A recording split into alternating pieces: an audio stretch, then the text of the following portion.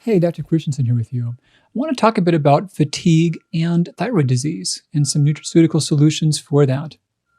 So for starters, with fatigue, I always want to figure out why it's happening, what's the cause behind that, if there is a clear one. Sometimes just having thyroid disease, that's the cause. And even with trying to get the medications right and juggling everything, there's still fatigue present.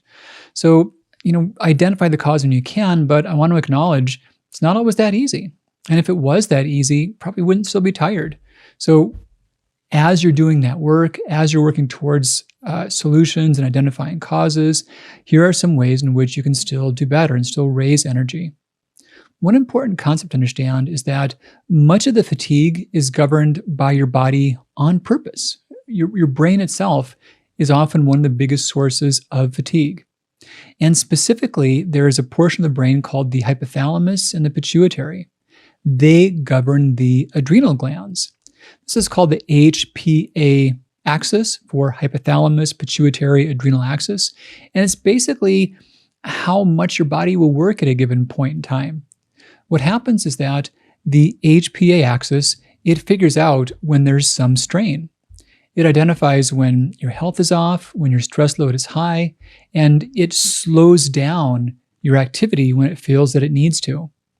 Now, the tough part is sometimes it gets stuck in that slow setting, and that can cause fatigue to go on even after the stressors have been taken care of, or even after the overall disease processes have been identified and taken care of. Your body's just stuck in a slow mode.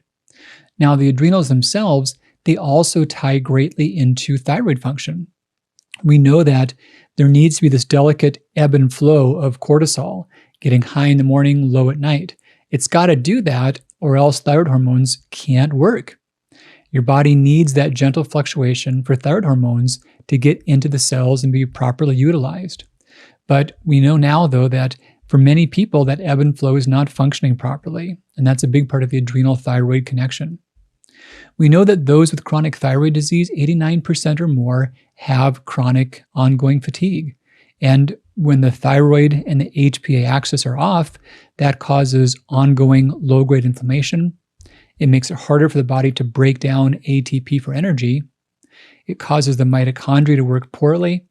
It makes the body unable to store glycogen, one of the fuel sources, and it can throw off the circadian rhythm. These are all different ways by which this thing can cause lasting fatigue, even if you've taken care of the main problems. So nutraceuticals can be a helpful part of this. And one of the main mechanisms by which they can is this idea of resilience and the mechanism of adaptogens. So pretty cool concept, but an adaptogen is something that will help your body come back to balance. And this is pretty amazing because many things will make your body do more, make your body do less. They'll basically force it in one route or another. But adaptogens, they seem to raise the resiliency. They help your body be better able to figure out for itself what it needs and make the changes that it couldn't make beforehand. And it's not magic, but it seems close to it. But it's very well documented. We know that many things can act in these ways. So I've put together a combination of ingredients for benefiting the adrenal thyroid axis and for reversing ongoing fatigue symptoms. And I want to highlight a few of the real MVPs here of this. So one is Cordyceps. Now, this is actually a fungus that grows on the cocoon of silkworm moths.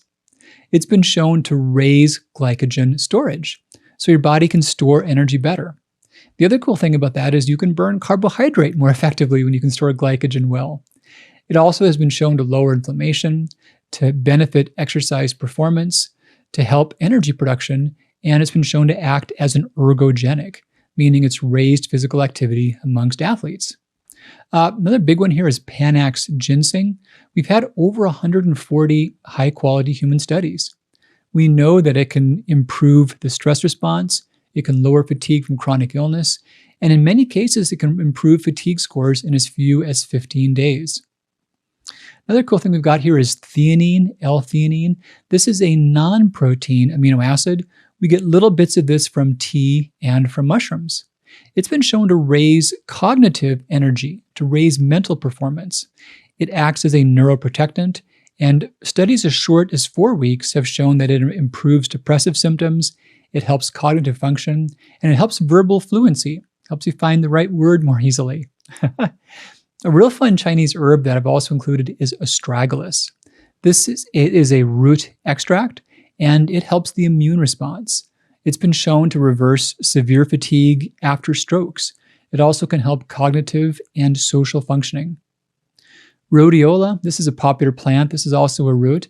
This has been shown to regulate the salivary cortisol response. It can help mental work capacity. It's been shown to reverse fatigue in as few as 6 to 8 weeks, and it can help with powers of attention. Pantothenic acid, this is also known as vitamin B5.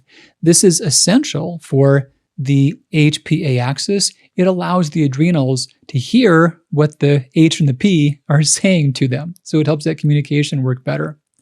It can help regulate cortisol and DHEA, and it also helps the body better get energy from both carbohydrate and fat. A Lutheran Caucus, this is also called Siberian ginseng. This can help the parasympathetic function, our ability to relax and heal. It can also help regulate adrenal hormones, and in double-blind placebo-controlled studies, it's reversed fatigue effectively. L-citrulline. This is a Krebs cycle intermediary. The Krebs cycle is how we make energy inside of our cells, and citrulline is an essential step for that. It's been shown to raise exercise capacity in both genders. It even has been shown to help the body burn fat more effective than interval training can. And it's improved physical strength in females. So the mechanisms we think about for reducing fatigue with chronic thyroid disease would be improving thyroid function, of course, identifying any hidden causes, and then using adrenal energy for 3 to 6 months. Using this is simple. It's 2 capsules daily in the morning with food. All right, Dr. Alan Christianson here with you, and this is Adrenal Energy, a nutraceutical solution for ongoing fatigue with thyroid disease. Now, a question I've gotten is, how do you use adrenal energy if you have a specific level of adrenal function? Maybe you looked at the adrenal reset diet, you've taken the adrenal quiz, you've had a salivary cortisol study, and you know that maybe you're crashed or stressed or wired or tired. Maybe you're thriving. So what's really unique about adrenal energy, I formulated this to where for any of these levels, it can be a good fit. And you can simply adjust the dosage to make it even more specific. So if you're stressed at the stress level, the best dosage is 2 capsules once daily in the morning. If you are wired and tired, you can do 1 capsule twice daily. If you're crashed, you can do 2 capsules twice daily. So those are the more specific dosing guidelines for it. General usage is 2 capsules once daily. All right, Dr. Christianson here with you. Take great care. Bye-bye.